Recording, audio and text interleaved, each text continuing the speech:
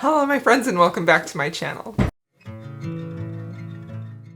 Alright, so today's video is all about, as you can probably tell from the title and the thumbnail, is all about books that either scare me, intimidate me, or for some reason I am hesitant to pick these books up. Now, none of these books are scary, right? These are all romance books.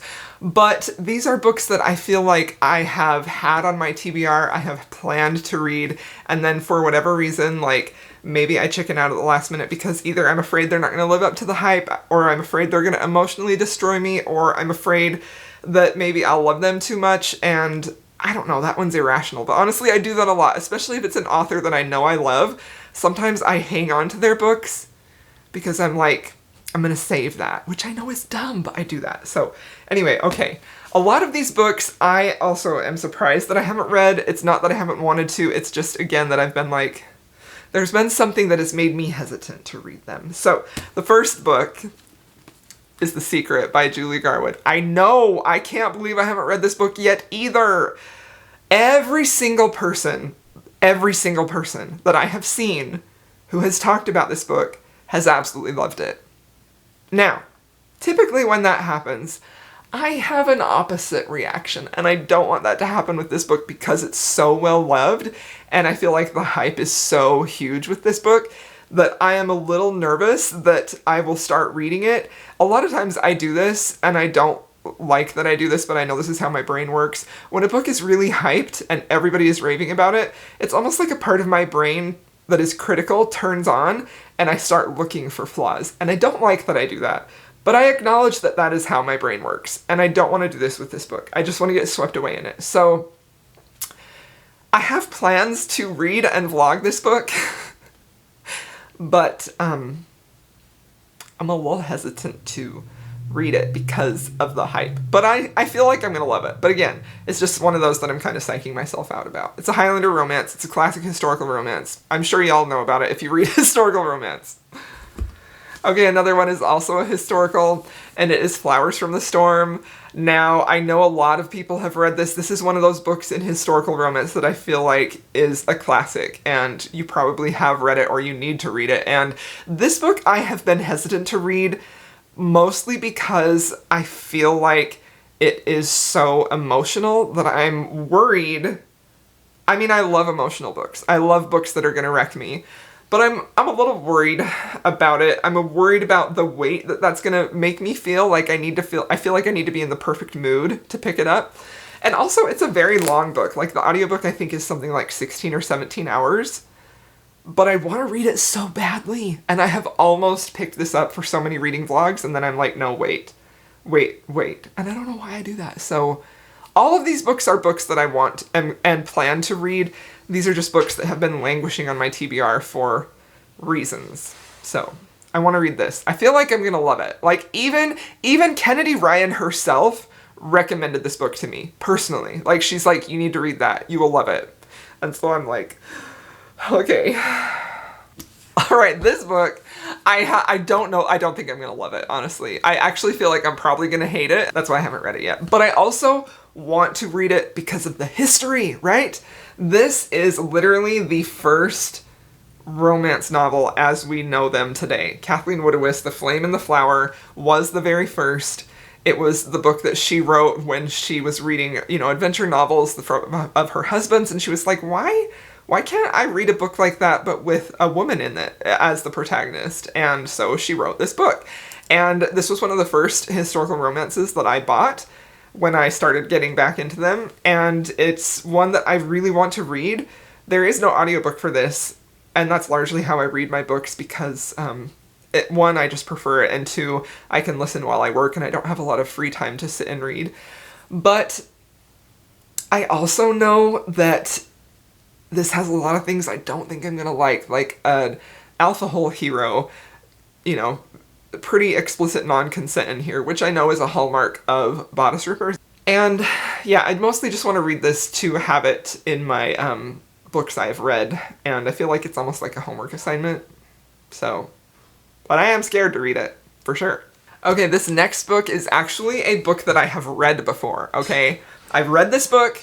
This was a formative author in my teenage years, And I just recently saw the Historical Hellions are having this as one of their books at the later part of the year, so I'm like, I have to read it again. So the book is Rebellion by Nora Roberts. This is one of her Highlander romances. This is connected. This is in the McGregor series. This is book 6 in that series.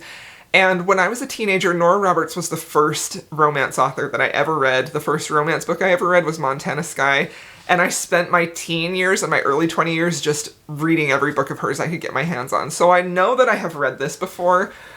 I don't remember specifically what it's about, but I do vividly remember the McGregor series, the McGregor Brides and the McGregor Grooms. I remember really, really loving those books.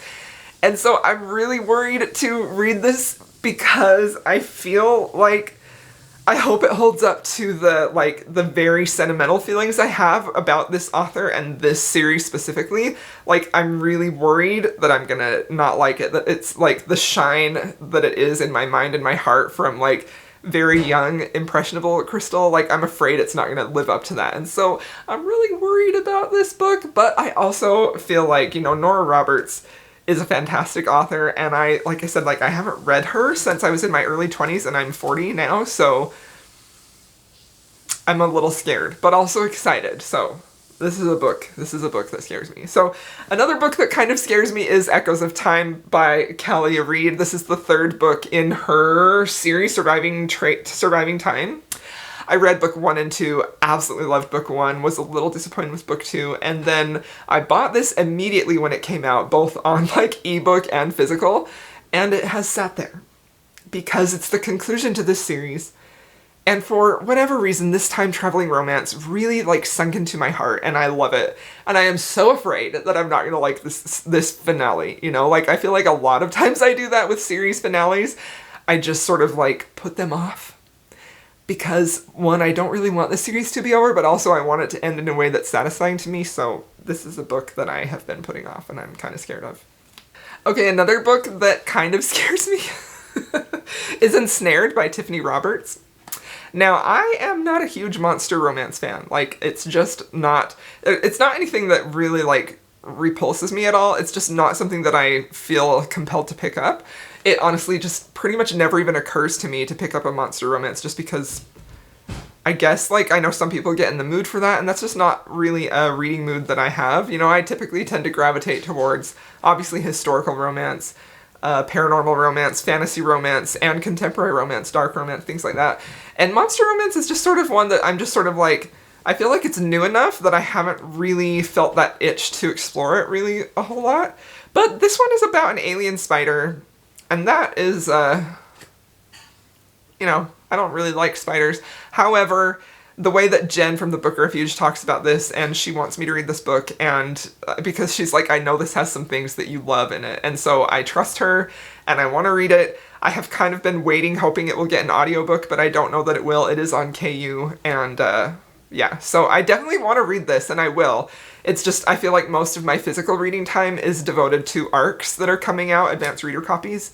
So I haven't really had a lot of time to just pick up a physical book on my Kindle, but just because I've been prioritizing ARCs. So I definitely do want to read this, and I plan to.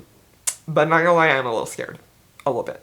Okay, another book that I am a little scared to read is Mafia Mistress. So I have a love-hate relationship with mafia romances. It has to be done with really excellent writing for me. And I have only found a few authors that do that really well for me. Obviously, Sophie Lark and Maggie Cole. I also really like Serena Ackroyd. I think her writing is really good. And Kate C. Wells did one that was fantastic. So I know there are mafia romances out there that I vibe with and that I love. This one I am really hesitant about, specifically because I know a secret about this author. I know a secret about who this author actually is. And so that has made me very nervous about picking this book up, and I know I'm going to be that person who's like, I know a secret, but I'm not telling you, and I'm sorry. But I'm sure that if you, looked around online, you could find out who this author is. I'm sure you could if you were going to be a good detective, but I'm just not going to be the one to spill the secret. But I dearly love who this author actually is, and when I found out this was their pen name, I was like, well, definitely going to add that to the TBR. So I am nervous, because of who the author is, but also excited. So sorry if that was a frustrating moment for you. Okay, another book that I am very scared to read is Don't Kiss the Bride by Carrie Ann Cole. Now, this book I feel like is very polarizing. This is Carrie Ann Cole's contemporary romance. I believe this is her newest release. I think it came out last year. And I have loved some Carrie Ann Cole's, like deeply loved Torn and Tide, and others of hers have missed the mark a little bit for me. So because I know this book is so polarizing, some people love it and some people hate it. That kind of makes me feel like I don't really know where I'm gonna fall on this one, you know? And I want to love it because when Carrie Ann Cole gets it right for me, for my personal taste, like, she knocks it completely out of the park. And I feel like that makes when the books don't work for me even more disappointing, you know what I mean? So I'm nervous about this one. I want to read it. I hope I love it. I know this is an age gap, contemporary romance, emotionally heavy, and that's pretty much all I know, but worried, scared. Okay, now this book has been on my TBR for a million years, it feels like.